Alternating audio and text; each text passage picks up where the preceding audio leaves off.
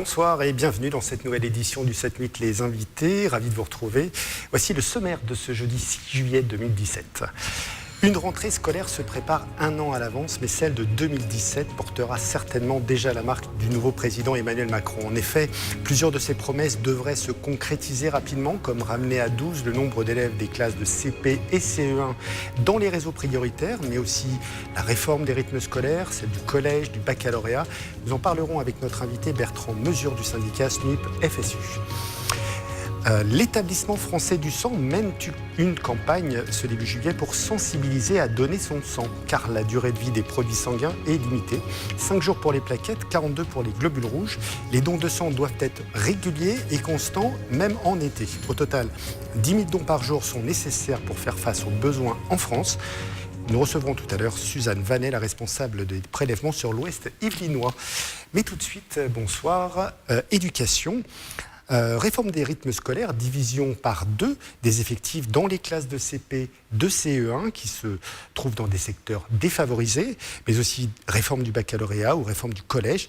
Pour en parler, nous recevons aujourd'hui Bertrand Mesure. Vous êtes du syndicat SNUIP FSU. Bonsoir. Bonsoir. Alors donc sur le papier, la promesse était séduisante. Un candidat s'était engagé, le président Macron, à réduire à 12 le nombre d'élèves dans les classes de CP et de CE1 en éducation prioritaire, au nom de la lutte contre l'échec scolaire et les inégalités. Mais la mise en œuvre de la réforme se révèle être un petit peu un casse-tête dans certains endroits. Des difficultés se posent concernant les salles, concernant les enseignants. Est-ce que vous pouvez un petit peu nous parler de cette mise en place qui pourrait être possible à la rentrée ? Écoutez, je crois que la première remarque à faire, c'est que c'est une bonne chose que enfin le ministère prenne en compte un fait qui est établi quand même depuis très longtemps, à savoir que le nombre d'élèves par classe est un facteur de réussite pour tous les élèves, et en particulier pour ceux qui sont en éducation prioritaire. Maintenant, reste à voir les conditions dans lesquelles cette prise en compte se fait, et qui, du point de vue des enseignants, des parents, et puis même du système en général, se fait dans un chaos assez quand même caractérisé. Vous avez évoqué les salles, mais on peut aussi évoquer les personnels. Le concours de professeurs des écoles a de plus en plus de mal à recruter. Pour la deuxième année, le concours de l'Académie de Versailles est déficitaire, c'est-à-dire qu'il y a moins de recrutés que de postes offerts au concours.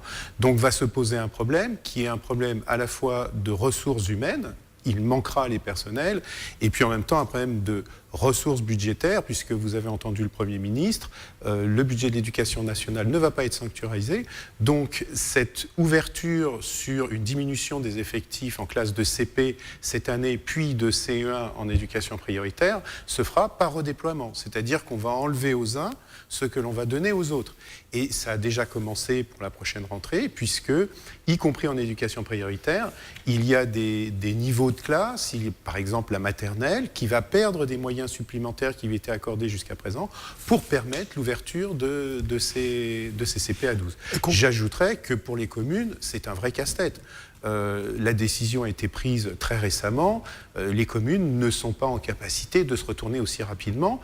Et si ce qui est prévu se met effectivement en place, c'est-à-dire la montée CP et CE1 sur l'ensemble de l'éducation prioritaire, les communes n'auront pas les moyens de faire face en termes de salles de classe. C'est évident. Alors, à ce propos, concernant le nombre d'enseignants supplémentaires qui seraient nécessaires un petit peu, le gouvernement a parlé de 12 000. Il va en prélever en partie sur les enseignants qui s'occupaient de plus de maîtres que de classe, c'est ça ? Voilà. Et est-ce qu'on vous a fait des promesses concernant des embauches ?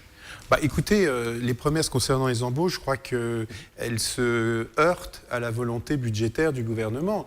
D'autre part, c'est ce que j'évoquais tout à l'heure, les plus de maîtres que de classe vont être déployés. À terme, on sait qu'il risque de se passer ce qui s'est passé en 2008, c'est-à-dire que, étant donné qu'il n'y aura pas plus de moyens budgétaires et que la ressource humaine de toute façon ne sera pas là, on risque de se retrouver dans des situations où on va prendre sur la brigade de remplacement, sur les réseaux d'aide, etc. Il y a déjà cette idée de dispatcher un petit peu les enseignants ? Il y a surtout cette idée de redéployer les moyens qui avaient été un petit peu améliorés ces dernières années et de les recentrer sur ce dispositif. J'ajouterais que la préoccupation qui est d'aider les élèves en éducation prioritaire ne doit pas faire oublier que les moyennes par classe de l'école écoles primaires françaises sont extrêmement élevés et ne correspondent absolument pas à la moyenne, par exemple, des pays comparables de l'OCDE. J'ajouterai un dernier point, c'est que notre ministre a évalué le sous-investissement dans l'école primaire à 30% par rapport à la moyenne des pays de l'OCDE comparables. Donc voilà, on est devant une vraie difficulté qui est une difficulté budgétaire et une difficulté en ressources humaines. Et la précipitation n'est pas une bonne chose. Il faut que les choses se posent dans la continuité, dans la durée. À cela va s'ajouter évidemment, puisque vous savez qu'on est dans une période budgétaire assez contrainte, des méthodes d'évaluation extrêmement agressives, dont on le sait que par exemple aux États-Unis et en Angleterre, elles n'ont absolument pas permis de vraiment piloter le système et de savoir ce qui se passait dans les classes. Alors, autre sujet, parce que le temps nous presse, la semaine de 4 jours, quel est votre sentiment, quelle est votre position sur ce retour proposé aux villes par un décret qui est paru la semaine dernière, proposé aux villes de revenir à cette semaine des 4 jours? Alors écoutez, si j'en crois les derniers éléments qui ont été donnés au comité départemental de l'éducation nationale, c'est à peu près actuellement sur les Yvelines la moitié des communes, ce qui représente à peu près la moitié des élèves qui seraient susceptibles de repasser à 4 jours, soit à cette rentrée-là, soit en 2018. Et pour un décret qui est paru le 28 juin.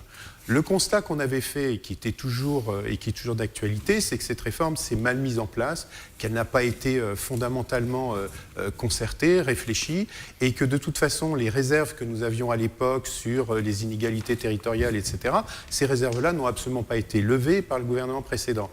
Le retour à 4 jours est une volonté très partagée des parents, des enseignants et des communes, puisque ça permet de faire des économies budgétaires. Donc le constat qui va certainement se faire d'ici 1 à 2 ans, c'est que les personnes qui vont rester, les communes qui vont rester à 4 jours et demi seront très minoritaires. Merci, le temps nous presse. Malheureusement, beaucoup d'autres sujets. Nous y reviendrons une prochaine fois. L'établissement français du sang mène donc une campagne ce début juillet pour sensibiliser à donner son sang, les besoins étant toujours importants. Nicolas Dandré a reçu le docteur Suzanne Vanet, responsable des prélèvements en Ile-de-France et Ouest à l'EFS.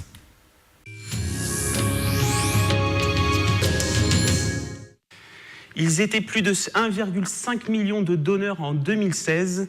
Près de 3 millions de prélèvements ont été réalisés. Mais les besoins sont toujours insuffisants concernant le don du sang. Et pour en parler, nous sommes avec Suzanne Vanet. Bonjour. Bonjour. Alors Suzanne Vanet, je rappelle que vous êtes responsable des prélèvements Île-de-France-Ouest à l'établissement français du sang. Parfaitement. Alors la situation est-elle alarmante actuellement au premier semestre 2017 ? Alors, c'est pas tout à fait au premier semestre 2017, mais là, c'est avant les vacances, avant l'été. Comme très souvent, malheureusement, eh bien, les donneurs partent en vacances, heureusement, ils vont se reposer, mais ils oublient de temps en temps de pouvoir donner aussi, et alors que les malades, eux, sont toujours là. Sur les lieux de vacances, ils ne peuvent pas avoir des accès pour donner leur sang ? Bien sûr, ils peuvent y aller. Il y a beaucoup d'endroits. Partout en France, on peut donner. Et d'ailleurs, je les invite à la regarder sur notre site EFS don200.net. Cela s'affichera tout à l'heure. Et sur ce site, ils peuvent effectivement voir les endroits où on va donner. Donc, ils peuvent aussi prendre un peu de temps sur leurs vacances pour aller donner en vacances. Et quels sont les besoins nécessaires pour l'été ? Alors, l'été et tous les jours de l'année, en fait, nous avons besoin pour pouvoir traiter les malades avec des transfusions de 10 000 dons par jour. Mais tous les jours. Donc, c'est tous les jours. Donc, les personnes qui viennent une fois dans l'année, si elles pouvaient venir une deuxième fois, ça permettrait probablement de ne pas avoir à faire des appels aux dons. 10 000 dons par jour, à quoi servent ces 10 000 dons par jour ? Alors, plusieurs maladies peuvent être traitées par la transfusion. On pense souvent aux patients qui sont traités pour un cancer, et le traitement du cancer tue aussi les cellules du sang. Et c'est pour ça qu'on fait des transfusions pour pouvoir aussi faire récupérer ces personnes qui sont traitées pour le cancer. Mais il y a d'autres maladies. Il y a des personnes, par exemple, on pense aux hémophiles qui n'ont pas assez de facteurs de coagulation et qu'on peut leur donner par là. On pense aussi à la drépanocytose. il y a beaucoup d'autres maladies, il y a beaucoup de maladies qu'on peut traiter par le sang, qui est un produit naturel et qu'on ne peut pas faire en laboratoire. Combien de personnes sont sauvées par an grâce au don du sang ? Eh bien, 1 million de personnes sont transfusées chaque année. Et pour ça, il faut effectivement environ 4 millions de donneurs régulièrement chaque année pour sauver ce million de personnes. Alors vous l'avez dit, on est en été, les vacances commencent, les donneurs sont peut-être sur leur lieu de vacances déjà. Mais y a-t-il des besoins particuliers sur certaines périodes ? Alors, il y a les besoins particuliers, c'est simplement effectivement que les stocks, avec la chaleur, les gens ne sont pas venus donner, et, on peut le comprendre. Cependant, effectivement, du coup, les stocks qu'on aime bien avoir à 110 000 sont actuellement autour de 80-82 000. Donc, vous voyez, ça fait un quart, un cinquième qui n'est pas encore là. Et donc, ça peut être inquiétant parce que dans tous ces stocks, bien sûr, il y a la variété de tous les groupes sanguins. Et dès que le stock diminue, la variété diminue aussi forcément.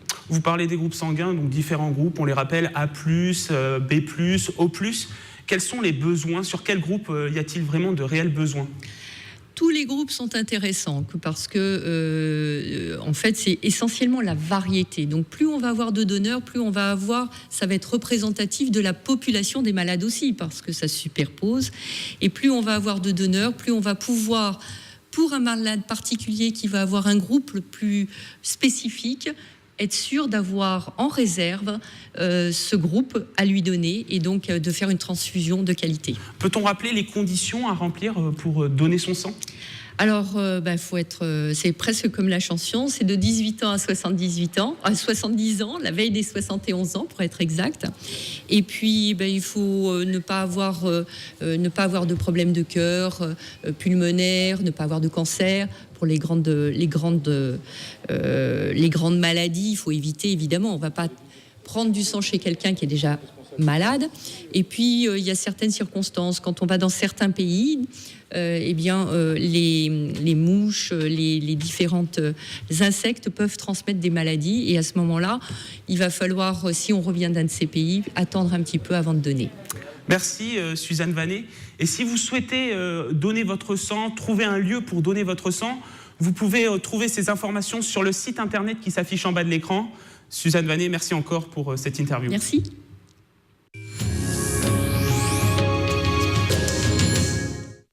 C'est la fin de ce 7-8 Les Invités. Merci de votre fidélité. Replay sur notre site internet tvfil78.com et sur notre application. À bientôt.